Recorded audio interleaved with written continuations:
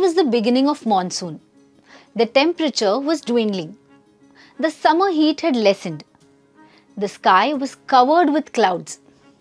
Whenever the sun rays pierced through the clouds would be seen passing over the treetops.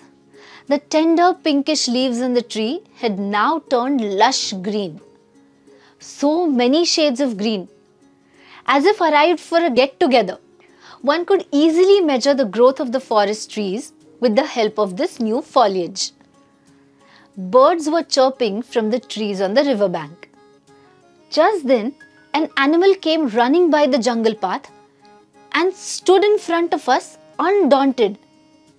It was a female antelope. Never before had I seen this animal from such a close quarter. This female antelope, a mixture of faint red and yellow color, was trembling all over. Then it dawned upon me that maybe a herd of forest dogs was chasing her.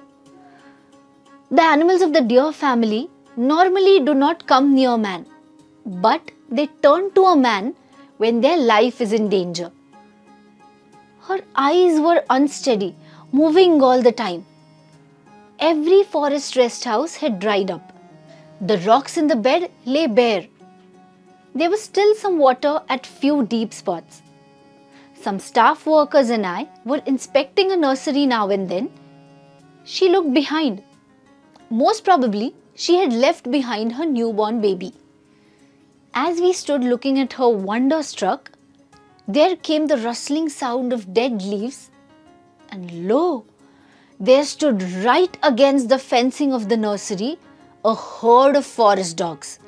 Panting for breath, tongues hanging out of the bared jaws, they numbered 14. All of the same red color, black mouth, tail swollen and raised due to excitement. They stood looking at us with pricked ears. A forest guard raised a bamboo and struck it repeatedly on the ground. Their attempt thwarted by our presence, they made a U-turn towards the forest. They kept looking at the antelope from a distance. Finally, they disappeared. A risk to her life was averted.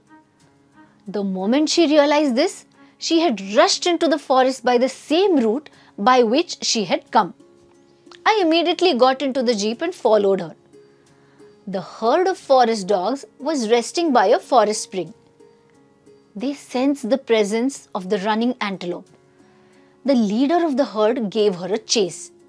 The remaining dogs followed suit. The antelope was climbing and running on the hill. When she was tired and could run no more, the leader pounced upon her neck and injured her. Another dog held her mouth in his jaw. The remaining dogs held her by the knees. Then she was helpless and fell on the ground with a thud. I saw this through a pair of binoculars from a hillock. Those famished dogs now started feasting upon their kill. In a few hours' time, there remained just the hooves of the antelope and a pool of blood. A pair of hyenas carried away the bigger bones. There remained no sign of the drama of life and death that took place here a few hours ago. It was evening. As we were returning by the same route, we noticed some movement in the tall blades of grass by the side of the road. Taking great precaution, I peeped there. I was sure of finding some animal there. My guess proved right. The young one of the antelope was lying there. It had stretched its neck and was lying flat on the ground. Its ears too were lowered. It made no movement whatsoever, though I stood so close by. The young one was completely following its mother's instructions. In case of any danger, lie flat on the ground and make no sound. It was the young one of the antelopes who had fallen prey to the herd of forest dogs. She had died so that it may live. Leaving the little one there meant allowing it to be the prey of some other wild animal.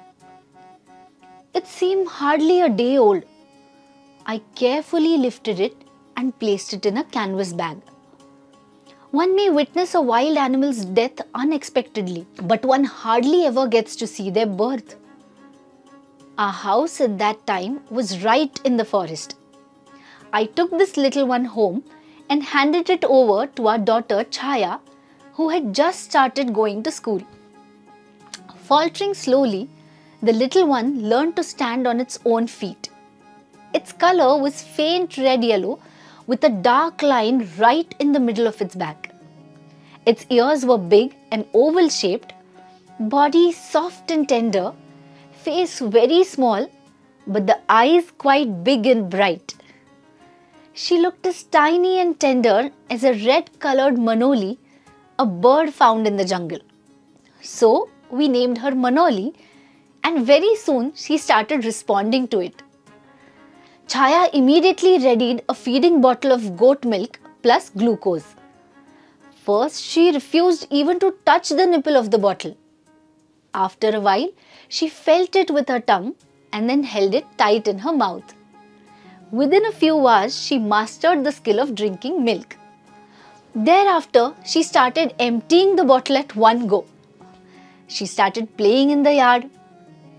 Every time Chaya cleaned the milk bottle, she would run to her and watch her with steadfast eyes. At night, she used to lie down comfortably under Chaya's cot.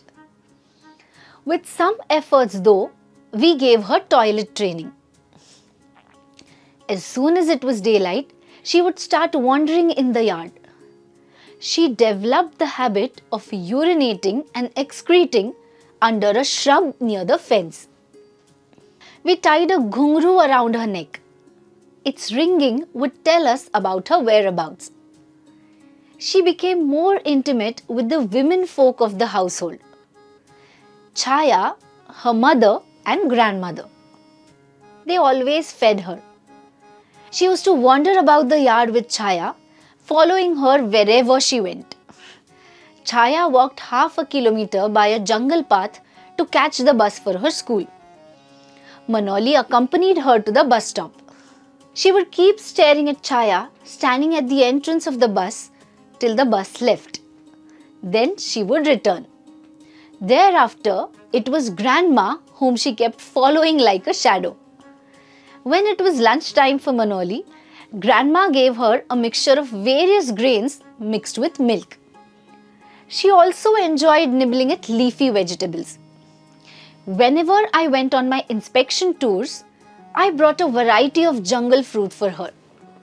With her forelegs placed on the table, she raised herself to the right height and enjoyed eating this fruit kept in a plate on the table. When at home, I used to sit in an easy chair reading. Manoli jumped across my thighs over and over again and rubbed her body against my legs. If I paid no heed, she tried to catch my attention by tapping the floor with her hooves. I would then call her near, pat on her back, and she would go away feeling happy. If she found Grandma sitting, she nibbled at the plate of her hair. When Grandma feigned annoyance and shouted at her, she watched her in astonishment. That made us all burst into laughter. In the evenings, when it was time for Chaya to return, Manoli made a beeline for the bus stop. She welcomed Chaya with forceful nudges. A pat on the back made her quiet. These affectionate gestures were not because we fed her and looked after her. The love was beyond this, incomprehensible. When I returned after a week's tour, a pleasant sight met my eyes. Our stone house set in the configuration of dark green trees, Chaya and Manoli, the sweet little baby deer, playing in the yard, the scene appeared like one from a fairy tale.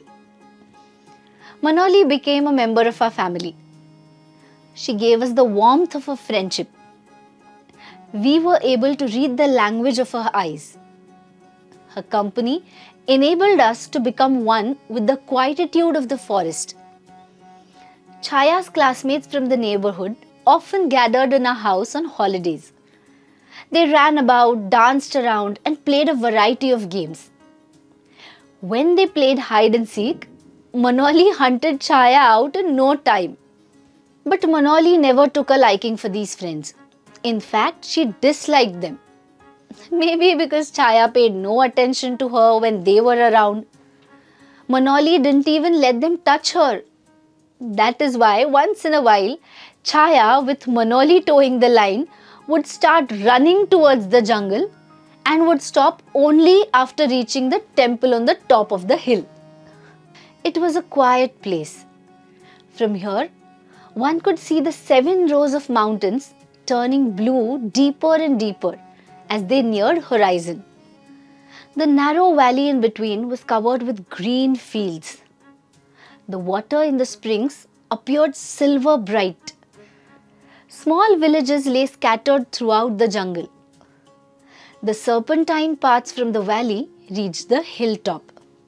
The gigantic haldu trees, rising steeply about 50 to 60 feet without a branch, caught the eye. Even when there was no wind at ground level, the tops of these sky-high trees swayed majestically. One could hear the noise of the wind that swept through them. The two, Chaya and Manoli, stood near the temple and, forgetful of everything, watched the scene. Just then, the shouts of the fox brought them back to reality. Terrified, Manoli would hold herself against Chaya. Then, the two would start running towards home. After they returned, the friends would also disperse. During summer holidays, Chaya's friends came to visit us. All would go to the pond for a swim. Manoli too swam farther and farther away. Even after the group finished swimming, Manoli remained in the water and made them all laugh with her innumerable tricks. Sometimes when Chaya felt tired after the swim, she took Manoli's support. She leaned on Manoli for support while returning to the bank. The pond, the sand on its bank, the rattling sound of the sea pods on the wild shrubs, all this was very dear to Manoli. The tips of tall peacock green water grass touched the water. This water came from the spring which flowed from the mountain to which she belonged. Manoli now was coming of age and sometimes giving us a slip. She grazed her way to the forest and returned much after dark.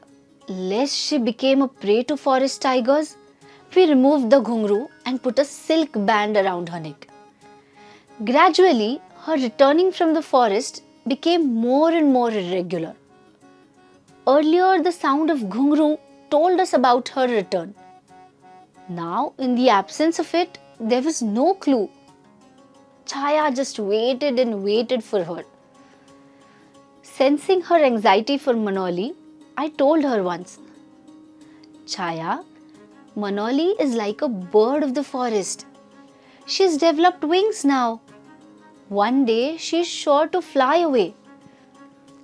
Manoli had a very special kind of love, rarely found among wild animals, for her jungle home.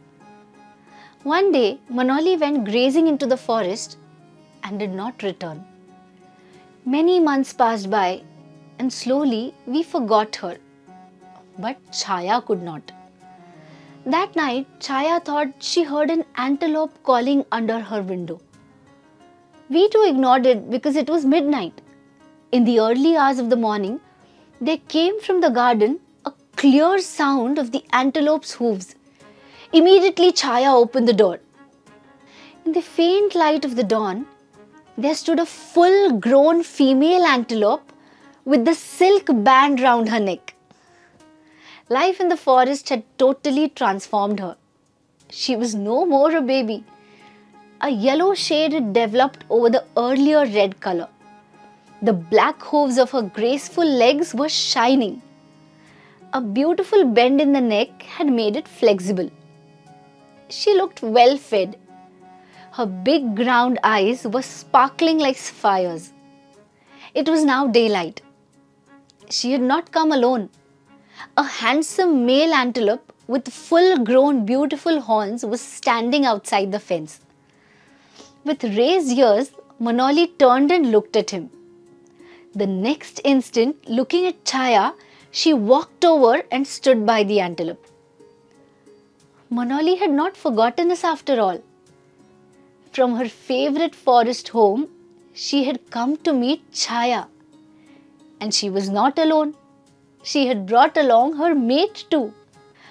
Before Chaya could climb down the few steps and reach her, she was gone. But not without giving a call. The last call. She won't come again, I thought. I forgot Manoli in my daily routine. Chaya and her mother often remembered her in the twilight. After a few months, there came the sound of hooves in the yard. It was early morning. I knew that Manoli had come. Chaya rushed to the garden. I stood at the window watching. The silk band had now worn out.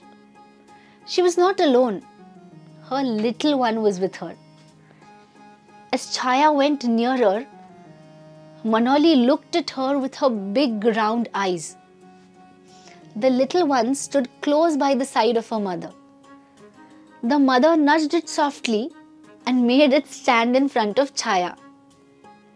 Chaya picked it up in her arms and put it on the ground again. In a few minutes, Manoli, along with her little one, went away. We looked on at the receding figures. Finally, the two disappeared in the forest.